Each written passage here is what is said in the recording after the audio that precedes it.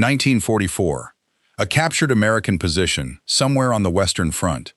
A German intelligence officer is doing one of the quiet, unglamorous jobs of war, going through what the enemy left behind. Not weapons, paper.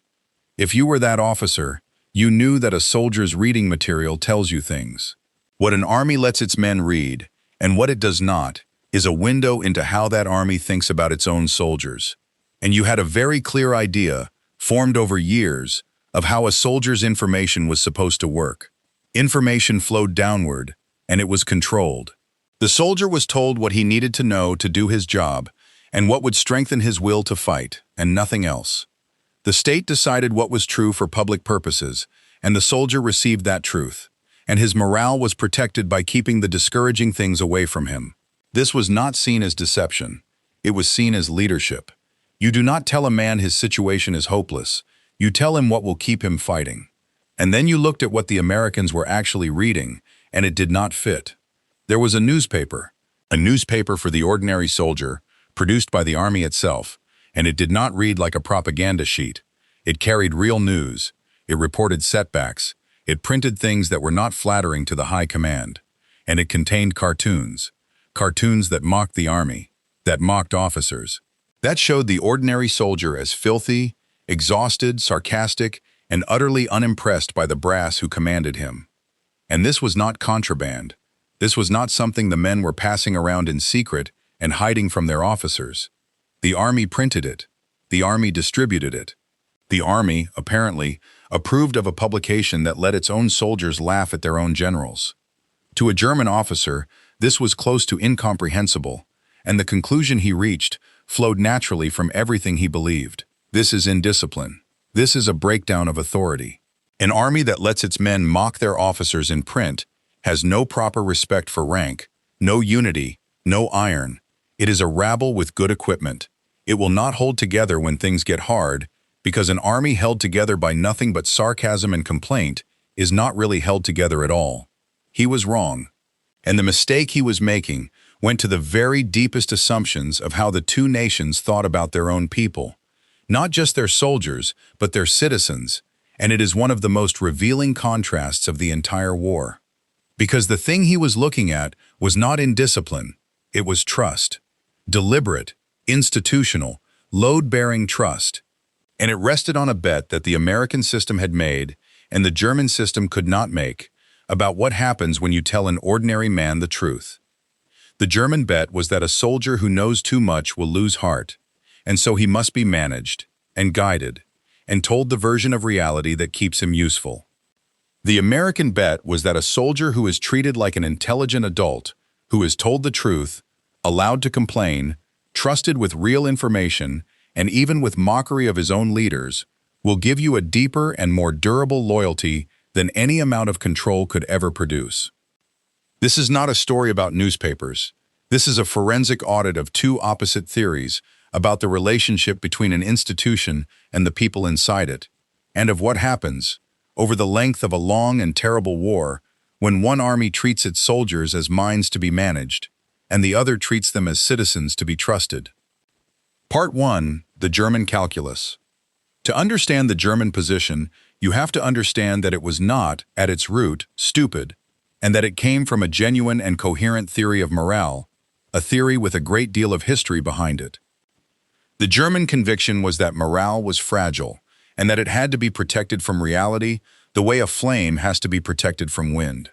A soldier who was told that the situation was grim, that the enemy was stronger, that the war might be lost, would fight worse. Therefore, the responsible thing, the thing a caring leadership did for its men, was to control what reached them, emphasize the victories, minimize the defeats, explain away the setbacks, keep the flame of belief alive by sheltering it from the cold facts that might put it out. And there was a whole apparatus built to do exactly this. The German state had, famously, one of the most sophisticated propaganda organizations ever constructed, under a ministry whose entire purpose was the management of what the German people and the German soldier believed. It was skilled, it was for a long time effective, and it operated on a principle that its own architects stated openly, that the point of propaganda was not to inform, but to move. to produce the desired belief and the desired action, regardless of the underlying facts. Now, that principle contains a hidden vulnerability, and it is a fatal one, and it is worth stating precisely because it is the whole story. A system that manages the truth works only as long as the managed version and the real version do not visibly collide. As long as the news is good, or can plausibly be made to sound good, the system functions. The soldier hears of victories, and there are victories, and the two match, and he believes. But the moment reality becomes undeniable, the moment the thing the soldier can see with his own eyes contradicts the thing he is being told, the entire structure inverts. Because now the soldier knows he is being lied to, and a man who has caught his leadership in one lie begins, quite reasonably, to disbelieve everything, including the things that happen to be true. And in the German case, reality did become undeniable, catastrophically, and at an identifiable moment. For years, the German public and the German soldier had been told a story of triumph, and for years it had roughly matched events. And then came the great disasters, the vast defeat in the East that swallowed an entire army, the turning of the war, and closer to home and impossible to hide, the bombing. And it is worth pausing on that vast Eastern defeat because of how the managed truth system handled it, which is a case study in the whole failure. For weeks, as an entire German army was being encircled and destroyed in the East, the official account minimized, delayed, and softened. The scale of the catastrophe was withheld from the German public, even as tens of thousands of families waited for letters that were never going to come, from men who were dead or marching into a captivity most would not survive. And when the disaster could no longer be hidden, when it was finally announced, it was reframed as a heroic sacrifice, a noble stand to the last man. But the families knew. They knew because the letters had stopped, because the men did not come home, because you cannot hide the absence of an entire army from the mothers and wives of the men in it. And so the official version and the lived reality collided head-on, in millions of German homes, at once. The managed story said heroic sacrifice. The empty chair at the table said something the state had tried to keep from being said. And in that collision, an enormous quantity of the German state's credibility simply burned away. You cannot propagandize away a bombed city. When a soldier's family is under the bombs, when his hometown is rubble, when the casualty lists cannot be concealed because the casualties are everyone's brothers and sons, the managed version of reality shatters against the lived one. And at that point, the years of careful optimism do not cushion the blow. They deepen it. Because now the soldier understands that he was being handled, that the reassuring voice had been lying to him all along, and he does not know what, if anything, to believe. That is the trap built into the German calculus. It bought short-term morale, real, useful morale, while the story held, at the cost of long-term credibility. It spent the soldier's trust in advance, and when the bill came due, in the form of undeniable catastrophe, there was nothing left in the account.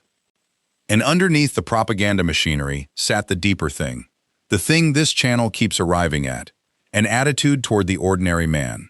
The German system did not trust the ordinary soldier with reality because it did not, at bottom, regard him as a partner in the enterprise.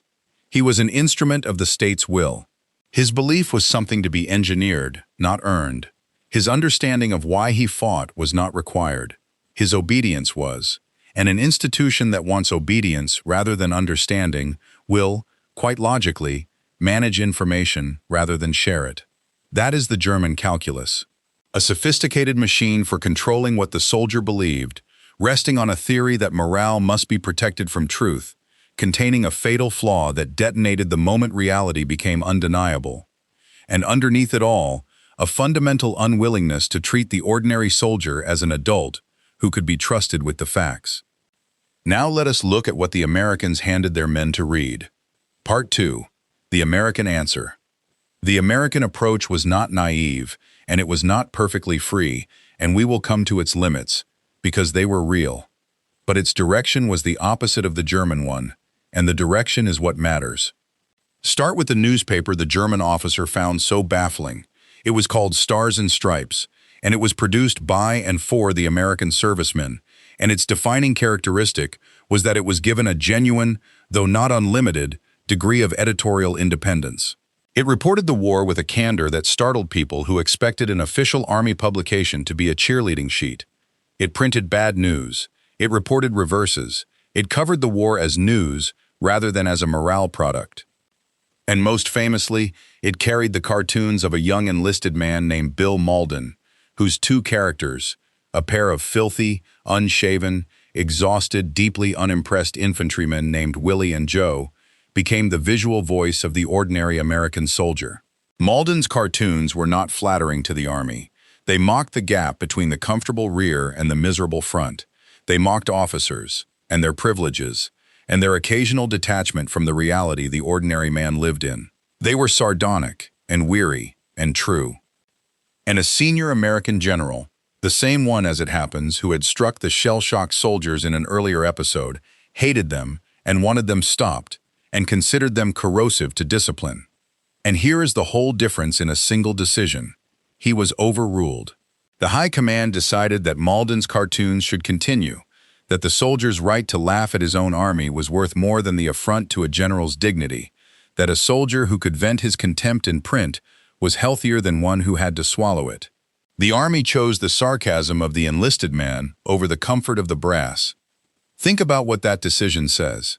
It says the institution was secure enough in itself to tolerate mockery from below. It says it did not confuse respect with silence. It understood that a man who is allowed to complain about his officers, to laugh at the absurdities of Army life, to have his misery acknowledged, and even celebrated in print, is a man who feels seen.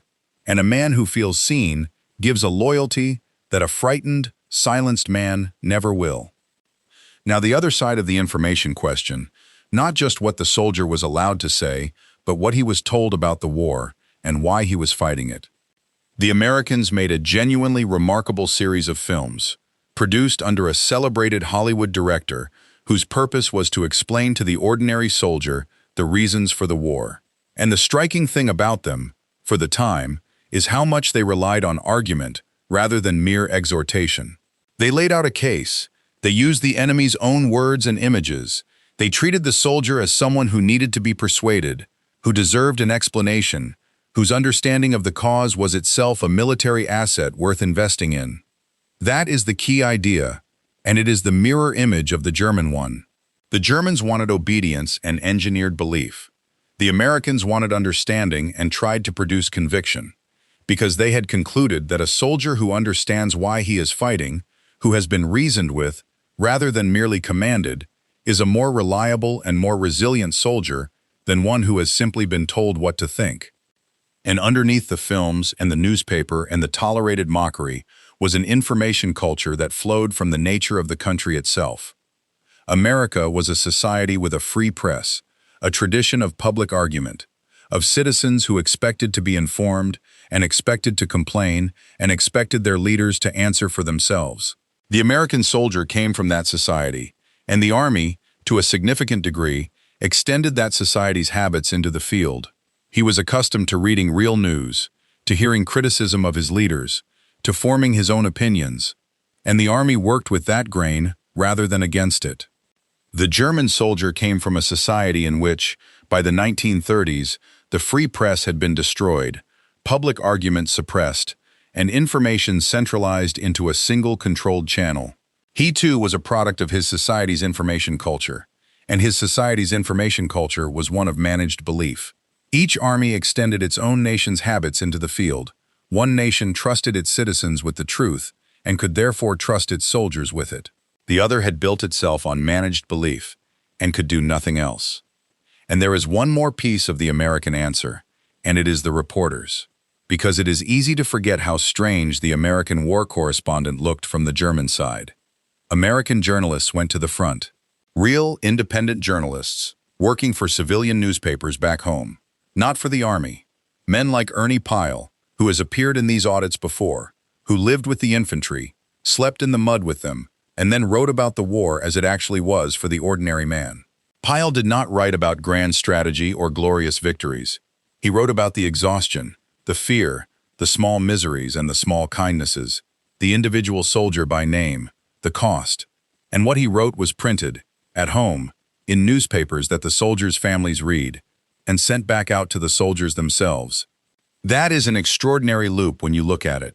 The reality of the front, reported honestly by an independent writer, traveled home to the civilians, and then traveled back to the front, so that the soldier knew that the people at home were being told something close to the truth about what he was enduring. He was not fighting behind a curtain of official lies that his family could see through. His experience was being honestly witnessed, and that witnessing was itself a kind of respect. The German soldier had no equivalent. His war was reported by a controlled press that told his family a managed story, so that the gap between what he lived and what his family was told grew wider and wider, until a returning soldier and his own family were, in effect, living in two different versions of the same war. One army let an independent witness tell the truth about its soldiers' suffering. The other could not allow it, because the truth about the suffering contradicted the story of triumph. That is the American answer. A newspaper that told real news and mocked its own generals. Films that argued rather than shouted. Independent reporters who lived in the mud and wrote it honestly. An institution secure enough to tolerate the sarcasm of the men at the bottom. And underneath it, a bet that trusting the ordinary soldier with the truth would produce a deeper loyalty than controlling him ever could. Part 3. The River of Steel. Now, this being this channel, we have to ask the hard question, because the story is not that the Americans were saints of transparency. They were not. There was censorship, heavy censorship. Every letter home was read, as we saw in an earlier episode. War correspondents operated under real restrictions. Bad news was often delayed, managed, softened. Casualty figures were handled carefully. Images of American dead were controlled and, for much of the war, suppressed. Operational information was guarded ferociously, and rightly so. The American military was perfectly capable of shaping the story, hiding the inconvenient, and lying by omission when it judged it necessary. So the difference between the two systems is not that one censored and the other did not. Both censored. The difference is in the underlying purpose and the underlying assumption, and that difference turns out to be decisive. The American censorship was, overwhelmingly, about operational security and about managing the pace and manner of bad news, not about constructing a false version of reality that the soldier was required to believe. The Americans hid the timing of an invasion. They did not tell their soldiers that a lost battle had been won. They delayed a casualty report. They did not pretend the casualties had not occurred.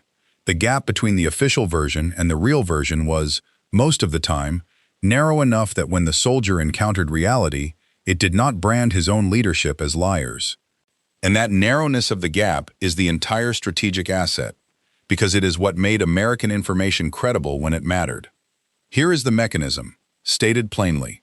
Credibility is a resource, exactly like fuel or ammunition, and it is spent and replenished by the relationship between what you say and what turns out to be true. Every time your account matches reality, you deposit credibility. Every time it visibly does not, you spend it, and the withdrawals are far larger than the deposits, because a single caught lie discredits 100 true statements.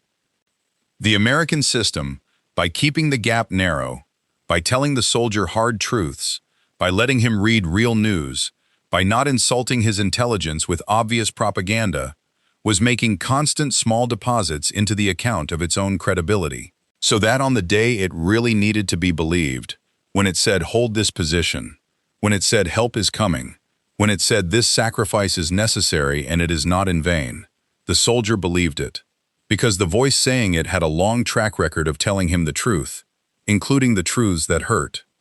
The German system had spent its credibility in advance.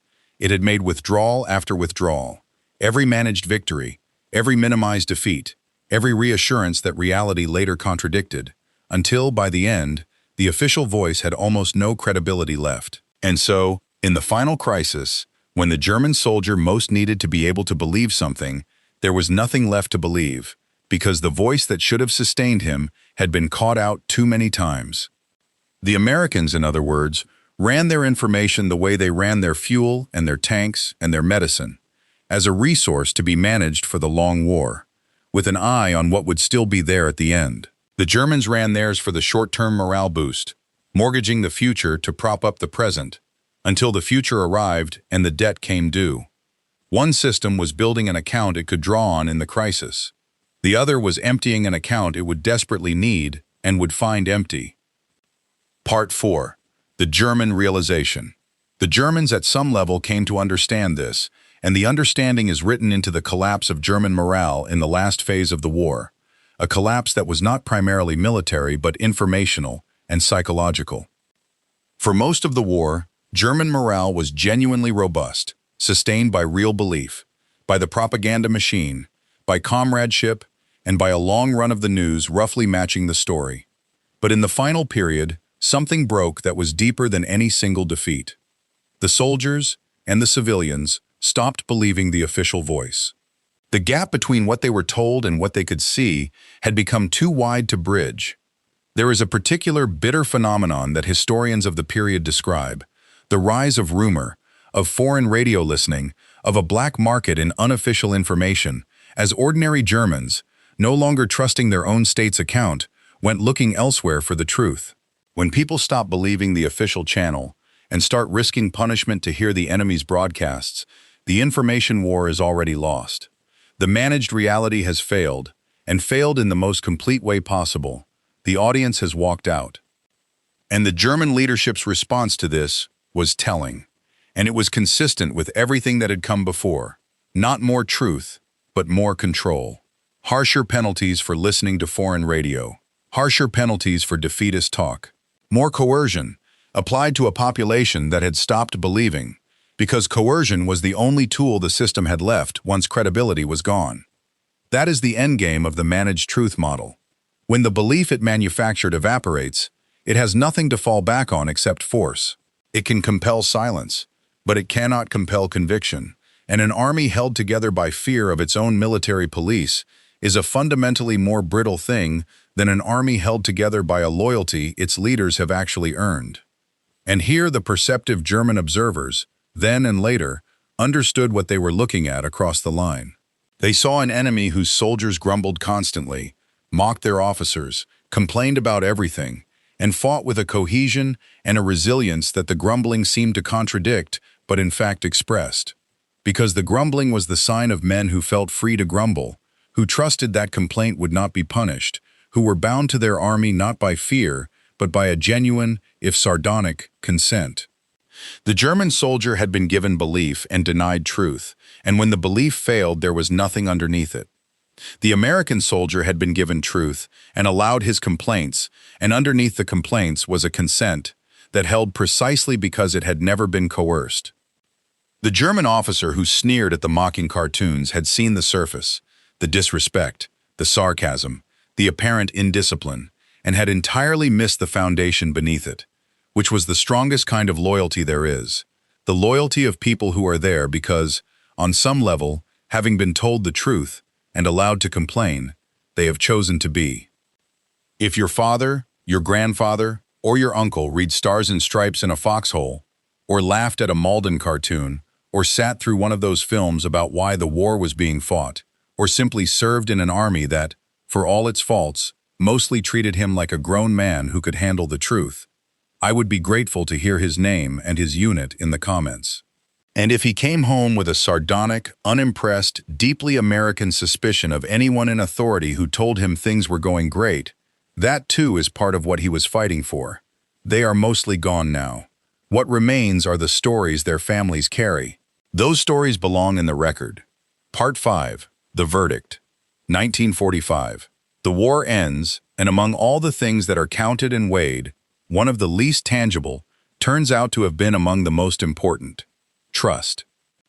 The relationship between an institution and the people inside it, measured not in tanks or tons but in whether, on the decisive day, the ordinary man believed what his leaders told him. So here is the verdict. The German system treated truth as a resource to be managed for effect. It decided what its soldiers should believe, and it engineered that belief with real skill, and for a long time it worked, and it contained, from the beginning, a flaw that guaranteed its eventual collapse. It could only survive as long as reality could be kept from contradicting it, and reality, in a losing war, cannot be kept at bay forever. When it broke through, it did not merely bring bad news. It brought the far more corrosive knowledge that the official voice had been lying all along, and it left the German soldier, in his hour of greatest need, with no one he could believe. The American system treated truth as a relationship to be maintained. It was not perfectly honest, no wartime state is, but it kept the gap between what it said and what was real narrow enough that its word remained good. It let its soldiers read real news and complain and mock their own generals, because it had made a bet that a man trusted with the truth would return a deeper loyalty than a man fed a comfortable lie.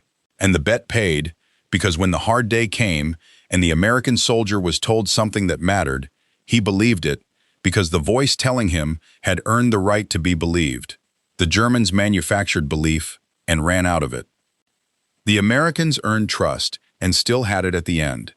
And there is a principle underneath this that reaches far beyond the war, and it is worth stating plainly, because it is the real lesson and it did not stay on the battlefield.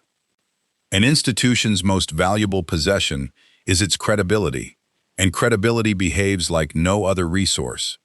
It cannot be manufactured, only earned, one honest statement at a time. It accumulates slowly and is destroyed quickly. And crucially, this is the part the German system never grasped. You cannot spend it and keep it. Every time you use a lie to buy a short-term advantage, you are borrowing against a credibility you built with 1,000 truths, and the interest on that loan is ruinous. One exposed lie does not cost you one truth's worth of belief. It casts doubt backward over everything you ever said, and forward over everything you will ever say. The German system never understood that it was borrowing. It thought each managed headline was free, a small, sensible adjustment of reality in the service of morale. It did not see that it was drawing down a finite account, and that the account had an owner who was keeping score, whether the state acknowledged it or not. The ordinary soldier, the ordinary citizen, who remembered, in the end, every reassurance that had turned out to be a lie. The American system, more by cultural instinct than by grand design, understood that credibility was the thing worth protecting, that an army, like a newspaper, like a government, like a person, is ultimately worth exactly what its word is worth, and that the word is worth something only if it has been kept, when keeping it was costly. That is why they let the soldier read the bad news. That is why they let him mock his generals. That is why they sent an honest man to live in the mud and write the truth. Not because they were nobler than the Germans, they were capable of plenty of deception when it suited them, but because, at the level that mattered, they had grasped that the truth, told consistently, is not a luxury an institution indulges in when it can afford to. It is the foundation the institution stands on when everything else has been shot away. The Germans could afford to manage what their soldiers believed. The Americans could afford to tell them the truth, and it turned out that the truth, over a long enough war, was the stronger weapon. If this forensic audit gave you something to think about, hit the like button. It keeps this channel visible to the people who want the history the way it actually happened. Subscribe if you want the next audit, because there are more of these. More systems, more decisions, more of the invisible, unglamorous machinery that decided who won and who came home. And remember this about the men who told the truth. Nobody thinks of a cartoonist as a soldier, but a young man who drew two filthy, exhausted, unimpressed infantrymen, and in doing so told millions of soldiers that their misery was seen, and their sarcasm was valid, and their humanity was intact. That young man did something for the morale of an army that no amount of official cheerleading could have done. He was not trying to boost anyone's spirits in the way the word is usually meant. He was trying to tell the truth about what it was like, and to let the men laugh at it, and to remind them that an army that can laugh at itself is an army that is still sane. Mostly they laughed, and mostly they held. They deserve to be remembered by name, by unit, and by the quiet, radical idea that an institution strong enough to tell its people the truth, and to let them mock it, is stronger than any institution that has to lie to keep them.